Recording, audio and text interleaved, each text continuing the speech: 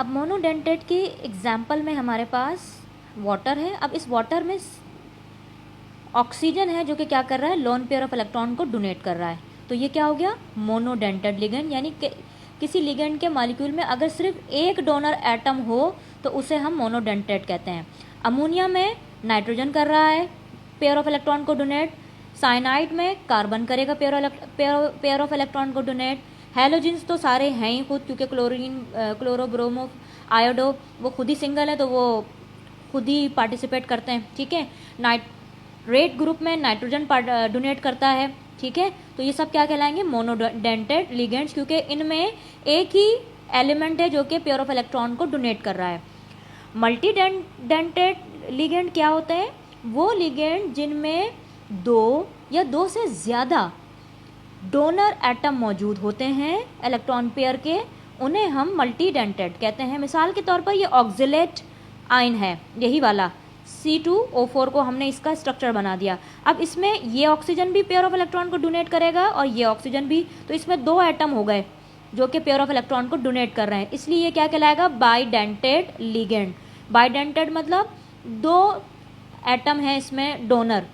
इसी तरीके से एक और हमारे पास लिगेंड है जिसका नाम है इथाइलिन डाइअमाइन। ये इसका स्ट्रक्चर है, ये इथिलीन है और इसके साथ ये अमाइन दो ग्रुप कनेक्टेड हुए हैं, तो इसका नाम हो गया इथिलीन डाइअमाइन। इसको इन शॉर्ट EN से भी रिप्रेजेंट करते हैं, ठीक है। तो अब अगर इसमें देखें तो ये नाइट्रोजन का पेयर ऑफ इलेक्ट्रॉन, ये नाइट्रोजन का ये दे रहा है पेयर ऑफ इलेक्ट्रॉन को, और ये भी दे रहा है। तो दो नाइट्रोजन क्या कर रहे हैं, दो यानी कि दो एटम इन्वॉल्व हैं जो कि पेयर ऑफ इलेक्ट्रॉन को डोनेट कर रहे हैं, तो ये भी कैसा हो गया, बाइडेंटेड लिगेंड। अच्छा, इसी तरीके से अगर कोई लिगेंड है और उसमें तीन एटम हैं जो कि पेयर ऑफ इलेक्ट्रॉन को डोनेट कर रहे हैं तो वो ट्राइडेंटेड। अगर चार एटम है तो वो टेट्राडेंटेड। अगर पांच एटम हैं उसमें तो पेंटाडेंटेड। इसी तरीके से एक और एग्जांपल है यहाँ पर जो थोड़ी सी कॉम्प्लेक्स लिगेंड में आता है, ये इसका नाम है इथाइलिन डाइअमाइन टेट्रा एसीटेट, और ये इसका स्ट्रक्चर है, ये इथिलीन, ये डाइअमाइन और उसके साथ ये एक ऑक्जिलेट, दूसरा ऑक्जिलेट, तीसरा ऑक्जिलेट, एसीटेट, पहला एसीटेट, दूसरा एसीटेट, तीसरा एसीटेट और चौथा एसीटेट शामिल है, ठीक है। तो इसलिए ये क्या हो गया, tetra acetate, ethylene diamine tetra acetate, इसको इन शॉर्ट EDTA कहते हैं, ठीक है। ये एक हेक्साडेंटेट है, यानी इसमें 6 एटम्स हैं जो कि इलेक्ट्रॉन पेयर डोनर है। वो कैसे, देखें, एक ये नाइट्रोजन, दूसरा ये नाइट्रोजन, तीसरा ये वाला ऑक्सीजन, चौथा ये वाला ऑक्सीजन जो कि पेयर ऑफ इलेक्ट्रॉन को डोनेट करेंगे, पांचवा ये वाला ऑक्सीजन और छठा ये वाला ऑक्सीजन। तो इसमें 6 एटम्स इन्वॉल्व हैं जो कि पेयर ऑफ इलेक्ट्रॉन को डोनेट करेंगे मेटल को, इसलिए ये क्या कहला रहा है, हेक्साडेंटेड। जो कि पॉली या मल्टी डेंटेड जो लिगेंड्स होते हैं, ये मेटल के साथ जो कंपाउंड्स बनाते हैं उन्हें चिलेट्स कहते हैं, और इन मल्टी डेंटेड लिगेंड्स को चिलेटिंग एजेंट्स कहते हैं। क्या कहते हैं, चिलेटिंग एजेंट्स कहते हैं। ये मेटल के साथ मिलकर एक चिलेट बनाते हैं। चिलेट जो है वो ग्रीक लैंग्वेज का वर्ड है जिसका मतलब है क्रेप्स क्लोव। क्रेप्स क्लोव का मतलब ये है कि केकड़े का पंजा। अब आपने केकड़े का पंजा देखा, ऐसा होता है, ये देखें ऐसे करके, तो ये क्या होता है, ऐसे ऐसे कर कर ना मेटल के साथ स्ट्रक्चर बनाते हैं, रिंग स्ट्रक्चर केकड़े के जैसा। तो इसे कहते हैं क्रेप्स क्लोव को ग्रीक लैंग्वेज में कहते हैं चिलेट। तो इस तरह के ये चिलेट्स कंपाउंड्स बनाते हैं जो कि बहुत कॉम्प्लेक्स होते हैं और इनका स्ट्रक्चर भी थोड़ा कॉम्प्लेक्स होता है। अभी देखिए बुक में दिया हुआ है ये निकल डाइमिथाइल ग्लाइऑक्सीमेट, ठीक है। ये क्या है, जो कि हमने लैब में भी इस्तेमाल किया था, DMG डाइमिथाइल। जब निकल की हमने निकल कैटाइन को हम डिटेक्ट कर रहे थे तो वहाँ हमने DMG यूज़ किया था ना इसके CT टेस्ट के अंदर, तो ये उसका स्ट्रक्चर है। ये देखें, अभी देखें, ये निकल है और ये इसके साथ में ग्लाइऑक्सीमेट के 4 लगे हुए हैं, ठीक है। तो अब ये वाले जो बॉन्ड्स हैं जो इस लाइन से आप देख रहे हैं, ये कोऑर्डिनेट कोवलेंट बॉन्ड है। तो इन 4 नाइट्रोजन ने क्या किया हुआ है, इसको पेयर ऑफ इलेक्ट्रॉन डोनेट किया हुआ है, तो ये टेट्राडेंटेड लिगेंड हो गया। सो ये तो इन्फॉर्मेशन हो गई अबाउट लिगेंड्स के हवाले से। लिगेंड्स क्या होते हैं हमने वो बात कर ली, ठीक है। अब दोबारा से आ जाते हैं अपने नोमेनक्लेचर के ऊपर, ठीक है। अभी जैसे कि मैंने यहाँ पे बात करी कि जो कोऑर्डिनेशन कंपाउंड होता है उसके बेसिकली देखा जाए तो 2 हिस्से हैं, कॉम्प्लेक्स आयन और काउंटर आयन।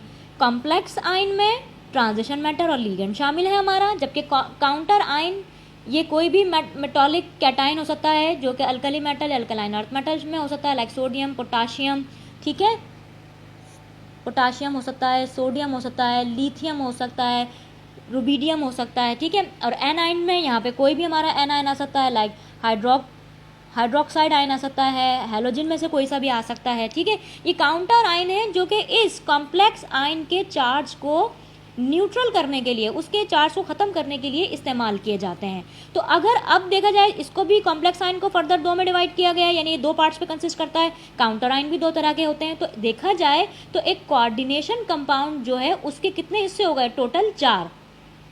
सो जब किसी कोऑर्डिनेशन कंपाउंड को जब हम नेम देते हैं तो उसके 4 पार्ट्स को हम इस तरतीब पर नाम देते हैं। सबसे पहले काउंटर कैटाइन को नाम देते हैं, उसके बाद लिगेंड को नाम देते हैं, उसके बाद मेटल, अच्छा लिगेंड को नाम देते हैं तो उसकी तादाद भी बताते हैं कि लिगेंड की तादाद कितनी है, ठीक है। फिर उसके बाद मेटल को नाम देते हैं और मेटल के बाद काउंटर एनाइन को नाम देते हैं। लिगेंड और मेटल ये दोनों मिलकर तो हमारा कौन सा आयन बना देंगे, कॉम्प्लेक्स आयन वाला पार्ट बना देंगे, ठीक है। और ये वाला जो काउंटर आयन है, काउंटर कैटाइन, ये इस कॉम्प्लेक्स के बाहर होते हैं, यानी जो कॉम्प्लेक्स आयन है ये उसके बाहर होते हैं। कैटाइन लेफ्ट हैंड साइड के ऊपर होता है और काउंटर एनाइन जो है वो राइट साइड के ऊपर होता है। अब मिसाल के तौर पर ये एक कोऑर्डिनेशन कंपाउंड है, ठीक है। ये वाला अब आप समझ गए, ये कॉम्प्लेक्स आयन है हमारा, जिसमें हमारी मेटल, ठीक है, ये वाला देखें, जिसमें हमारी मेटल और लिगेंड शामिल है। इसके अलावा पोटाशियम ये काउंटर कैटाइन है और यहाँ क्लोराइड है, ये काउंटर एनाइन है। तो अभी जैसे मैंने आपसे कहा कि लिगेंड और मेटल तो कॉम्प्लेक्स आयन बना देते हैं जो कि कोऑर्डिनेशन स्फीयर के अंदर होते हैं, जबकि कोऑर्डिनेशन स्फीयर के लेफ्ट हैंड साइड के ऊपर आपका क्या कहते हैं, काउंटर कैटाइन मौजूद होता है और कोऑर्डिनेशन स्फीयर के राइट हैंड साइड के ऊपर आपका काउंटर एनाइन मौजूद होता है। तो बेसिकली किसी कोऑर्डिनेशन कंपाउंड के 4 पार्ट्स होते हैं, ये counter cation, ligand, metal and counter A9. आमतौर पर आप ये देखेंगे कि बाज़ औक़ात इन 3 पार्ट्स के ऊपर मतलब कोऑर्डिनेशन कंपाउंड्स कंसिस्ट करेगा। बाज़ औक़ात हो सकता है कि कैटाइन मौजूद हो, एनाइन मौजूद ना हो, बाज़ औक़ात एनाइन मौजूद होगा और कैटाइन मौजूद नहीं होगा। और बाज़ ऐसी मिसाइल भी आपको ऐसी मिलेंगी कि ये दोनों ही काउंटर आयन्स मौजूद नहीं होंगे और सिर्फ आपका कॉम्प्लेक्स आयन ही आपका कोऑर्डिनेशन कंपाउंड होगा। यानी इन 4 पार्ट्स में से ये वाला पार्ट तो लाजमी मौजूद होगा। काउंटर आयन मैंने जैसे पहले भी बताया कि ये बुनियादी तौर पर इस कॉम्प्लेक्स आयन के चार्ज को ख़त्म करने के लिए होते हैं, ठीक है, उसको न्यूट्रलाइज करने के लिए होते हैं, क्योंकि जितने भी कोऑर्डिनेशन कंपाउंड्स होते हैं they are basically neutral in nature, neutral होते हैं ये सारे, ठीक है। तो अगर इनकी कॉम्प्लेक्स आयन के ऊपर चार्ज आ रहा होता है तो फिर ये काउंटर कैटाइन या एनाइन लगाकर उसको बैलेंस करने की कोशिश की जाती है। तो आमतौर पर आप देखेंगे हो सकता है कि ये 3 पार्ट्स पर मुश्तमिल कोऑर्डिनेशन कंपाउंड हो सकता है लास्ट के 3 पार्ट्स पे, यानी कि लिगेंड, मेटल और काउंटर एनाइन के ऊपर आपका कोऑर्डिनेशन कंपाउंड कंसिस्ट कर सकता है। सो जब हम इस कंपाउंड को नेम देंगे ना, तो सबसे पहले हम इसके काउंटर कैटाइन को नाम देंगे, उसके बाद फिर हम लिगेंड को नाम देंगे, उसके बाद फिर हम इस मेटल को नाम देंगे। अच्छा, मेटल को जब नाम देंगे तो मेटल की ऑक्सीडेशन स्टेट भी बताएंगे, और मेटल की जो ऑक्सीडेशन स्टेट होती है वो रोमन न्यूमरल में लिखी जाती है, यानी रोमन गिनती में हम उसे लिखेंगे और साथ साथ पैरेंथेसिस के अंदर उसको क्लोज कर देंगे, यानी स्मॉल ब्रैकेट के अंदर उसे हम क्लोज कर देंगे। फॉर एग्जांपल किसी की 2 है तो इसको ऐसे 2 रोमन में लिखकर और इसको स्मॉल ब्रैकेट में क्लोज कर देंगे, ठीक है। तो जब हम इसका नाम लिखेंगे तो यानी इस मेटल का, तो फिर हम क्या करेंगे, उसकी ऑक्सीडेशन स्टेट भी बताएंगे कि इस कंपाउंड में इसकी ऑक्सीडेशन स्टेट क्या है, ठीक है।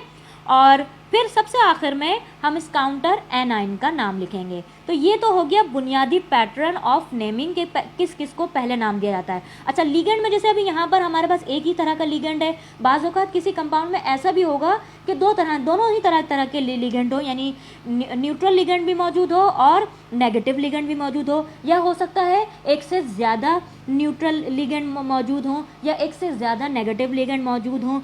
अगर के एक से ज़्यादा न्यूट्रल लिगेंड मौजूद मौजूद हैं तो फिर हम उनको उनके अल्फ़ाबेटिकल ऑर्डर के तहत नाम देते हैं। अगर एक से ज़्यादा नेगेटिव लिगेंड मौजूद हैं तो उनको भी हम अल्फ़ाबेटिकल ऑर्डर के तहत नाम देते हैं। लेकिन अगर नेगेटिव और न्यूट्रल दोनों लिगेंड मौजूद हैं एक ही कंपाउंड में, तो फिर हम उसके लिए एक स्ट्रेटजी अपनाते हैं, वो मैं आगे चल के बताती हूँ।